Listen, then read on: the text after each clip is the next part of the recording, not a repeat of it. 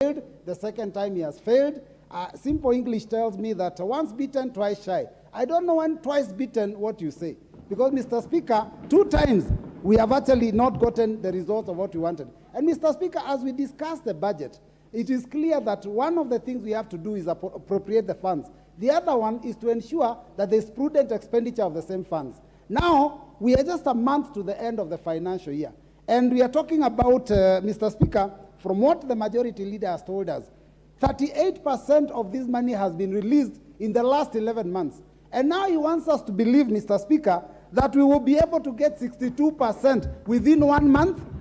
Mr. Speaker, I want to propose as follows, Mr. Speaker, because we are the ones dealing with the budget. And, Mr. Speaker, if for 11 months we have not been able to get the funds for this financial year for National Government Constituency Development Fund, GAF, and also the counties, maybe we suspend the debate on the budget until this money hits our accounts. Then we can come back. You can call us on Saturday, you can call us on Sunday, any day we can come and continue. But let us give them an opportunity to put the money in their accounts. Because what they are telling us they'll do in a month, they can do in a day if they are willing to do that. Mr. Speaker, I propose no CDF, no budget. No money for counties, no budget. More GAF, no budget, Mr. Speaker.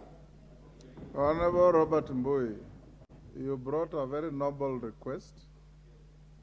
I would have easily said, go and talk to the Treasury. I directed the majority leader to bring you a response, which he has brought.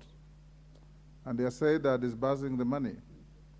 The debate on the budget is ongoing, and the question will not even be put today. We have up to next week. So I want to encourage you that extremist position is unhelpful.